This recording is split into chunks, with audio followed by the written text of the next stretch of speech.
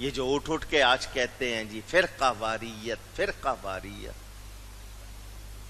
بکواس کرے تو کچھ نہیں، جواب دو تو ان کو تکلیف۔ میں اس لیے کہ آپ کو روز ٹی وی پر ادھر ادھر یہ باتیں سننے کو ملتی ہیں، مگر کوئی ٹی وی چینل تیار نہیں ہے کہ میری یہ باتیں سن لے، میں حوالے دکھا کے کر دوں، نہیں نہیں نہیں، ہمارے ووٹ خراب ہو جائیں گے، ہمارے ٹی وی اسٹیشن پہ پتھراؤ ہو جائے گا۔ تو تمہیں لوگوں سے ڈر لگتا ہے، ہمیں رب سے ڈر لگتا ہے۔ تم لوگوں کی پتھراؤ سے ڈرتے ہو، ہم رب کے عذاب سے ڈرتے ہیں۔ میں بہت چھوٹا سا آدمی ہوں مگر بات پکی کر رہا ہوں، میری نمازوں میں کمی ہوئی، کوتاہی ہوئی، سزا یا بغیر سزا کے معافی مل سکتی ہے۔ میرے اعمال میں کمی ہوئی، سزا یا بغیر سزا کے معافی مل سکتی ہے۔ نبی کے ادب میں کمی ہوئی تو معافی نہیں مل سکتی، نہیں مل سکتی۔ قرآن کہتا ہے ان تستغفر لهم او لا تستغفر لهم 70 مرة فلن يغفر اللہ لهم۔ محبوب یہ جو گستاخ ہے نا، اگر آپ خود بھی ان کے لیے معافی چاہیں یا نہ چاہیں، 70 مرتبہ معافی چاہیں، ان کو معاف نہیں کریں گے، کیونکہ محبوب کے گستاخ قابل معافی نہیں ہیں۔ اب مجھے بتاؤ کیا یہ فرقہ واریت ہے؟ میں نے جتنی باتیں آپ کے سامنے کی، کیا یہ فرقہ واریت؟ میں اپنے نبی کو نور مانتا ہوں، میں اپنے نبی کو نورانی طور پر حاضر و ناظر مانتا ہوں، میں اپنے نبی کو اللہ کی مخلوق میں سب سے افضل مانتا ہوں، میں اپنے نبی کو اللہ کی عطا سے مختار مالک مانتا ہوں۔ کیا میں شرک کر رہا ہوں؟ کیا میں فرقہ واریت کر رہا ہوں؟ نہیں۔ تو جو اس کے خلاف باتیں کرے،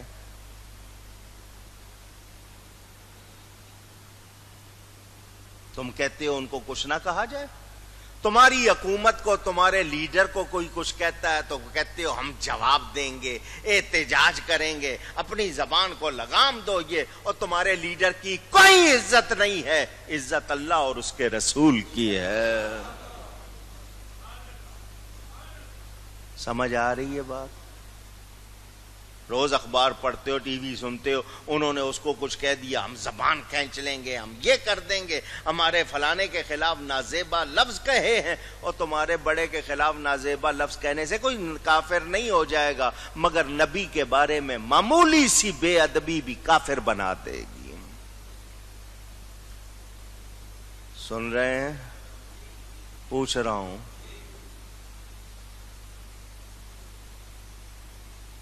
حضرت جنید بغدادی نے سید زادے کا ادب کیا تھا۔ سید زادے کا کیا کیا تھا؟ ادب کیا تھا۔ سید الطائفۃ الاولیاء، اولیاء کے گروہ کے سردار بنے یا نہیں بنے؟ اونچی بڑے بڑے فن خاں کہلانے والوں نے گستاخی کی، کچھ رہا ان کا؟ اونچی۔ ابو لہب رشتے میں نبی کا چچا ہے، رشتے میں کیا ہے؟ چچا ہے، مگر نبی کے ساتھ اچھی طرح پیش نہیں آیا، غلط لفظ استعمال کیا، اللہ نے جہنم کا ایندھن بنا دیا۔ جہنم کا، اونچی۔ دور سینکڑوں میل دور ایک شخص بیٹھا، اپنی نابینا بوڑھی ماں کی خدمت کر رہا، نبی کے ظاہری زمانے میں ہے، سینکڑوں میل دور بیٹھا ہے، نبی کو دیکھا نہیں۔ حضور فرماتے ہیں مجھے ادھر سے محبت کی خوشبو آتی ہے۔ وہ خیر التابعین حضرت اویس قرنی بن گئے۔ ان کی محبت کرنے والوں کو درجے ملے ہیں۔ میں نے کتنی مرتبہ آپ سے کہا ہے، ایک مرتبہ نہیں، سینکڑوں مرتبہ کہا ہے، نبی کی نسبت سے ہی عزت ملتی ہے، شہرت ملتی ہے، محبت ملتی ہے، دولت ملتی۔ نعت خوان کیا خالی رہتے ہیں؟ قرآن پڑھنے والے، نعت پڑھنے والے، نبی کا ذکر کرنے والے خالی رہتے ہیں؟ اونچی کتنی عزت ملتی ہے، کتنی شہرت ملتی ہے. میں ایسے ہی صرف سمجھانے کے لیے کہہ دوں. میں نے کتنی مرتبہ پوچھا پاکستان کی سب سے مشہور شخصیت کا نام کیا ہے؟ لوگ کہتے ہیں قائد اعظم محمد علی جناح، تحریک پاکستان کے قائد اعظم. پاکستان کا بچہ بچہ جانتا ہے کیونکہ ہر نوٹ پہ تصویر ہے ان کی. قائد اعظم مشہور ہے تحریک پاکستان کا. 125 سال کے قریب ہوا ہے. پیدا ہوئے تھے 1876 ہیں؟ صحیح ہے، 1876 میں پیدا ہوئے تھے نا. 1948 میں وفات پائی. ٹھیک ہے. ان کی دائی کا نام بتاؤ.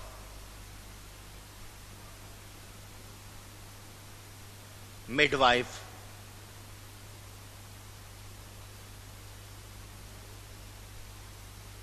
انعام دے دوں گا، بتاؤ. 100 روپیہ، 500 روپیہ لے لینا، چلو 1000 لے لینا. نہیں معلوم، جاننے کا شوق بھی نہیں ہے، کوئی فائدہ بھی نہیں ہے. نہیں معلوم.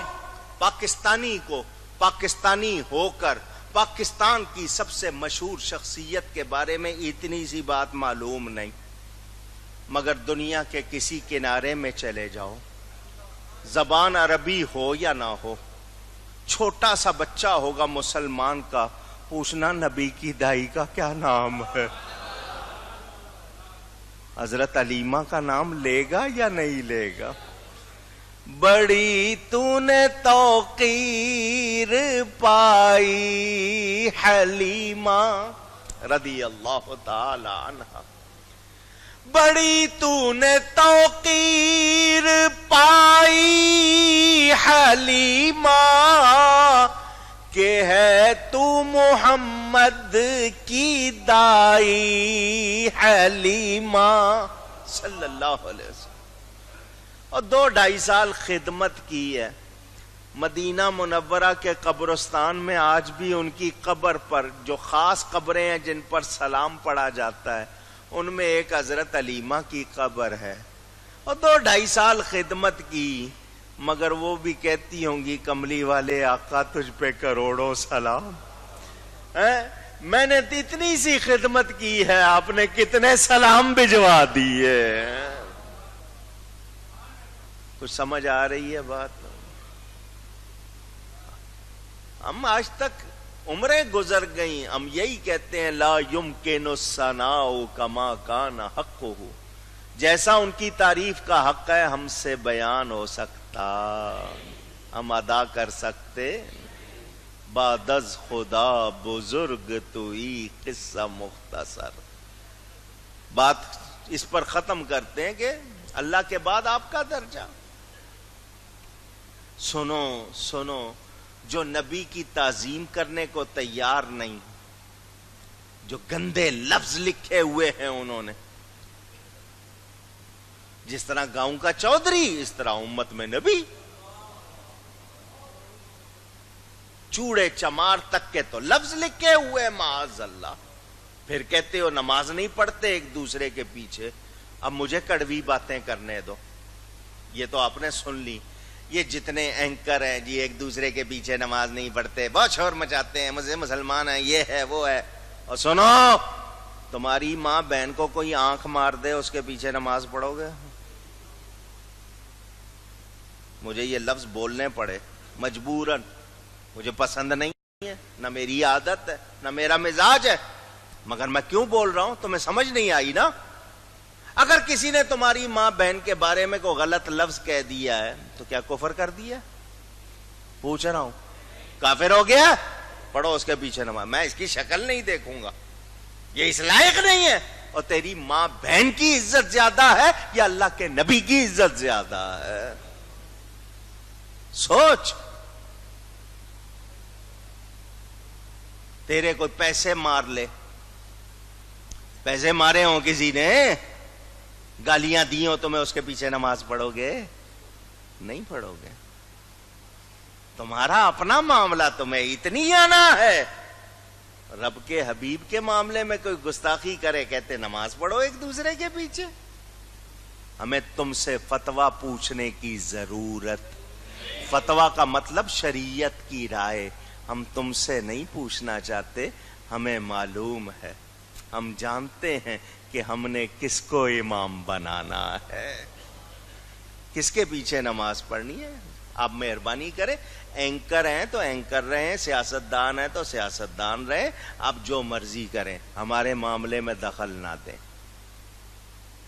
اگر دخل دیں گے تو پھر سنیں آ کر، آئیے میں آپ کو بتاؤں پھر معاملہ کیا، پھر حوصلہ لے کر آؤ، پھر جو غلط ہے اس کو غلط کہو، وہ تمہارے اندر جرأت، کہیں تمہاری نوکری کا مسئلہ ہوگا، کہیں تمہاری چھوکری کا مسئلہ ہوگا کہ رشتہ دیا ہوگا، تمہارے یہ مسئلے ہیں۔ ہم دین کے معاملے میں کسی کی پرواہ نہیں کرتے، ہم سنت صدیقی، سنت سیرت حلبیہ میں موجود حضرت ابوبکر نے اپنے باپ کے منہ پہ تھپڑ مار دیا، باپ کے منہ پہ، سیرت حلبیہ اٹھا کے دیکھ لو، باپ کے منہ سے حضور کے بارے میں لفظ ہلکا نکل گیا، کھینچ کے تھپڑ مارا۔ حضور نے فرمایا ابوبکر تو نے اپنے باپ کو تھپڑ مارا؟ تو وہ آگے سے یہ نہیں کہتے حضور بس غصہ آ گیا تھا، ہاتھ چھوٹ گیا، نہیں، فرمایا اس کی قسمت اچھی تھی کہ میرے ہاتھ میں تلوار نہیں تھی ورنہ میں گردن اڑا دیتا۔ یہ ایمان ہے، کیا ہے؟ یہ ہے ایمان۔ اللہ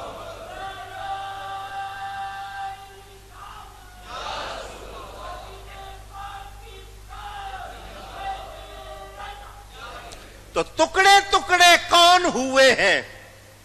جنہوں نے، کسی نے اللہ کے خلاف باتیں کی، کسی نے نبی کے خلاف، کسی نے نبی کی بیویوں کے خلاف، کسی نے نبی کی اولاد کے خلاف، کسی نے نبی کے صحابہ کے خلاف، کسی نے نبی کی باتوں کے خلاف۔ کوئی کہتا ہے میں حدیث نہیں مانتا، کوئی کہتا ہے میں بیویاں نہیں مانتا، کوئی کہتا ہے جی میں اولاد نہیں مانتا، کوئی کہتا ہے جی میں ان کے نسبتیں نہیں مانتا، اصحاب نہیں مانتا۔ تو وہ ہیں ٹکڑے ٹکڑے کرنے والے۔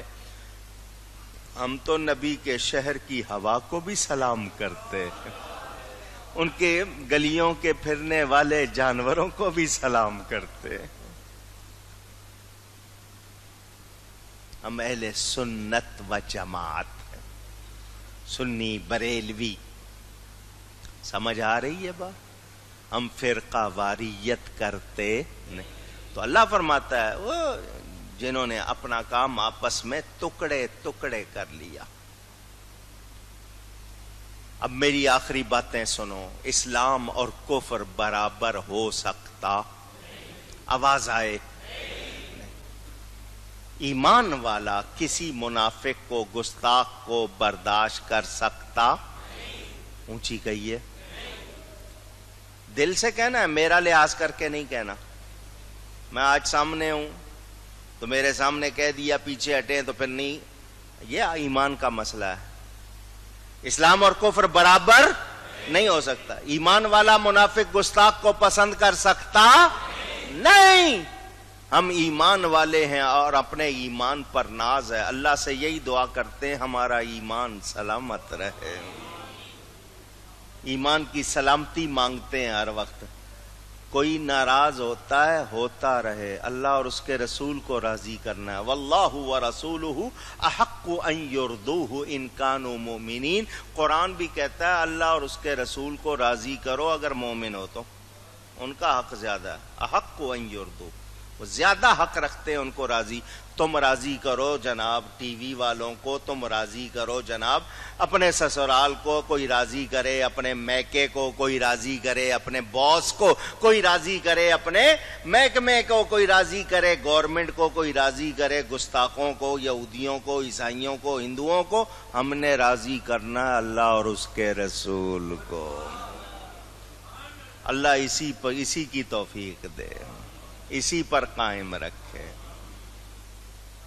تو وہ جو کہتے ہیں ٹکڑے ٹکڑے، تو ہم ٹکڑے ٹکڑے نہیں ہوئے، جنہوں نے ٹکڑے کیے ان سے بات کرو۔ صدیق اکبر سے لے کر کوکب نورانی تک آپ پوری ترتیب دیکھ لو۔ اللہ کا شکر ہے اسی طریقے پر قائم ہے، اسی طریقے پر قائم، الحمدللہ الحمدللہ۔ یاد رکھنا، دین کے معاملے میں، عقیدے کے معاملے میں رعایت ہو سکتی نہیں، گنجائش نہیں۔ تو وہ لوگ جو اللہ سے نہیں ڈرتے، انہوں نے آپس میں ٹکڑے ٹکڑے کر لیا۔ اب جو پھر بات کروں اور آگے چلوں، کل حزب بما لدیہم فرحون، ہر گروہ جو اس کے پاس ہے اس میں خوش ہے، اس پر خوش۔ نہیں جی میں بالکل صحیح ہوں، باقی سارے غلط۔ اس طرح کہنے سے کچھ ہوتا، سارے ہی مست ہیں، وہ کہتے ہیں ہم صحیح ہے، جنت کی ٹکٹیں بیچ رہے ہیں سارے، سب نے یہی سمجھا ہوا ہے، سب لگے ہوئے ہیں ایک دوسرے کو ٹکٹ، ہاں جی ہم ہمارے پاس آ جاؤ، جنت کی ٹکٹ ہمارے پاس ہے۔ دوسرا کہہ رہا ہے ان کو کیا پتا ہمارے پاس۔ سن لو، جنت کہاں سے ملتی ہے؟ بارگاہ مصطفیٰ سے ملتی ہے۔ کہاں سے ملتی ہے؟ اونچی، جس کا یقین ہے وہ بولے۔ اب میں جو جملہ کہنے لگا ہوں دھیان سے سننا۔ آپ سب نے کہا بارگاہ مصطفیٰ سے ملتی ہے، اور یہ وہ بے ایمان ہیں، انہوں نے نبی کے بارے میں لکھا ہے کہ نبی کو اپنے انجام کا پتہ نہیں ہے۔ ان کی کتاب میں لکھا ہوا ہے نبی کو دیوار کے پیچھے کا پتہ نہیں، نبی کو اپنے انجام کا پتہ نہیں۔ تو بولو ان کا جنت سے کوئی تعلق ہے؟ تجھ سے اور جنت سے کیا مطلب او منکر دور ہو، ہم رسول اللہ کے جنت رسول اللہ کی، صلی اللہ اکبر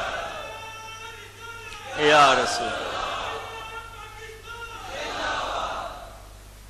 سمجھ آ رہی ہے؟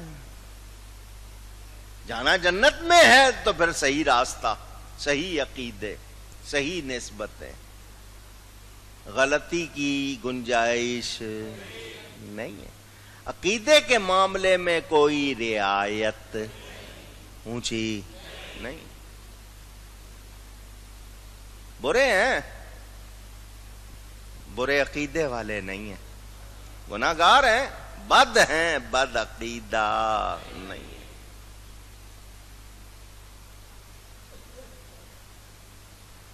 اعلی حضرت نے کیا کہا تھا؟